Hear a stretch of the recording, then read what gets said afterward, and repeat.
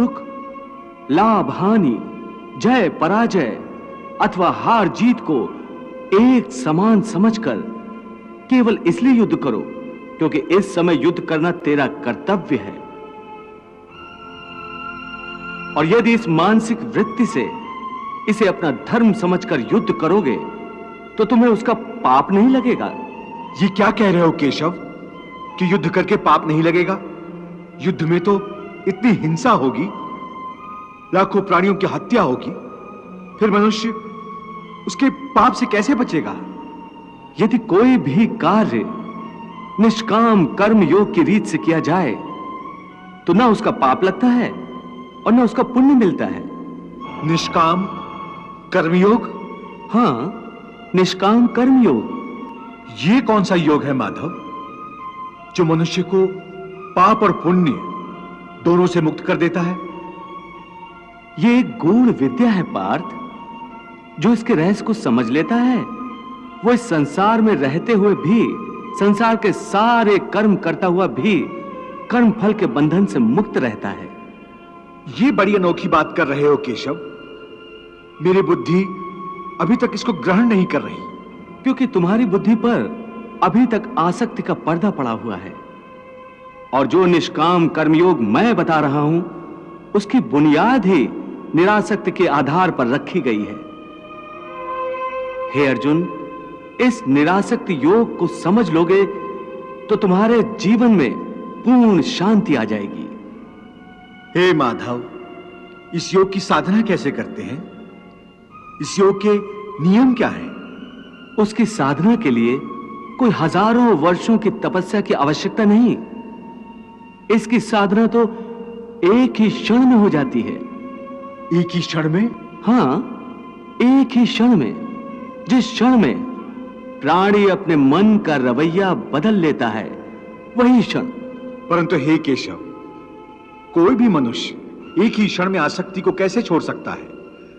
जब वो कर्म करता है तो उसके फल की आसक्ति तो उसे कर्म का हिस्सा होती है, जिसके अंतर्गत फल पाने की इच्छा से ही कर्म करता है।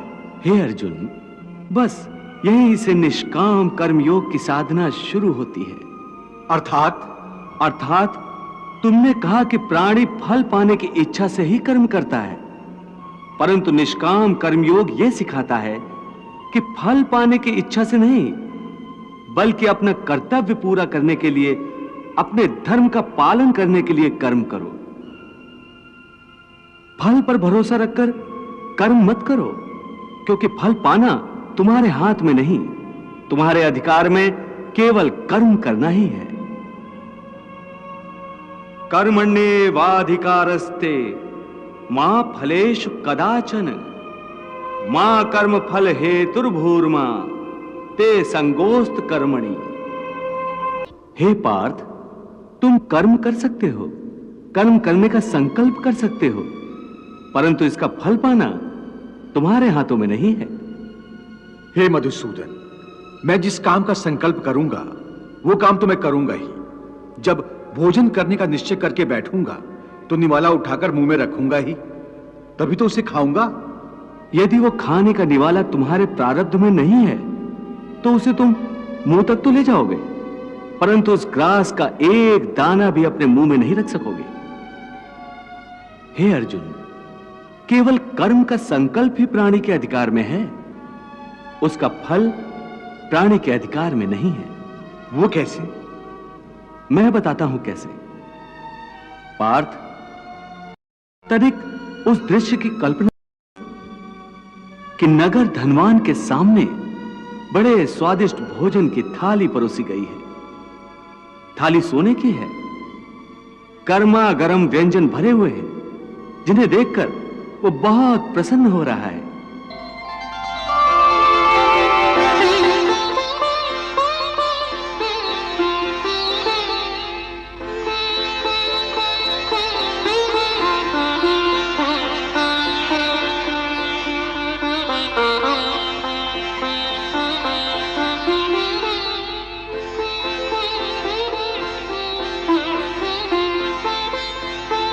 वो बड़ी प्रसन्नता से पहला निवाला उठाता है।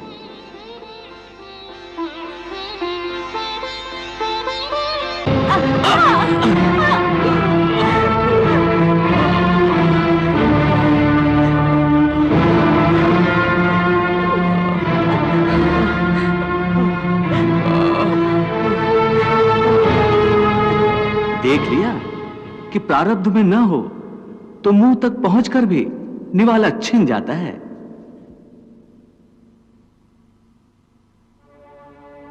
परंतु हे अर्जुन, इस उदाहरण का यह अर्थ भी नहीं है कि तुम सब कुछ प्रारब्ध पर छोड़कर स्वयं अकर्मण्य हो जाओ। याद रखो, मैंने कहा है, मां कर्म फल हेतुर्भु माते संगोस्तु कर्मणि।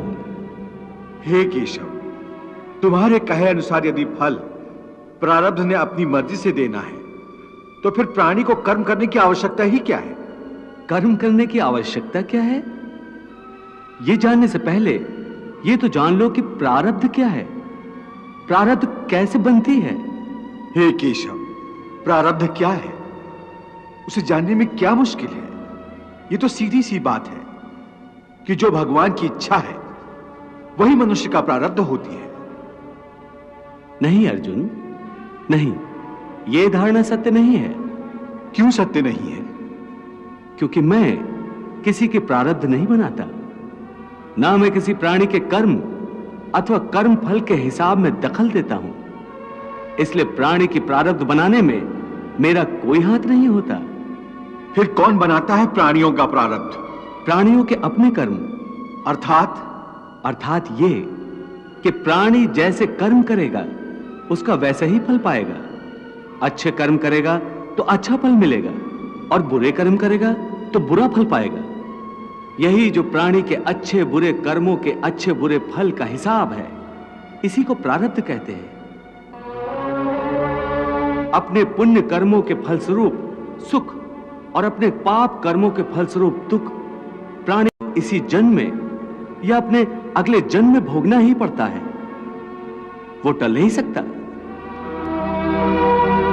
इसलिए अकर्मण्य हुए बिना निरंतर अपने धर्म के अनुसार कर्म करते जाओ और मन में यह पक्का विश्वास रखो कि जिस नियत के साथ तुम कर्म करोगे उसी नियत के अनुसार तुम्हें फल अवश्य मिलेगा। कर्म का यह अटल विधान है, इसमें कभी किसी के साथ अन्याय नहीं हो सकता। हे अर्जुन, प्राणी का कोई भी कर्म नष्ट नहीं होता, मनुष्य को अपने हर कर्म का फल अवश्य मिलता है। इस तरह प्राणी के कर्मों के अनुसार उन कर्मों का फल हर मनुष्य के प्रारब्ध में लिख दिया जाता है।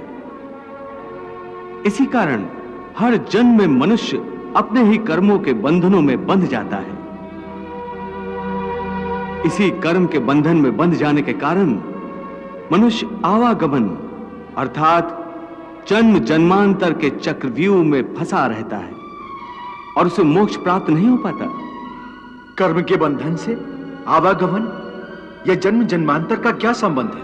मनुष्य अपने एक जन्म में जो कर्म करता है उन कर्मों के फल के रूप में पाप और पुण्य दोनों ही होते हैं।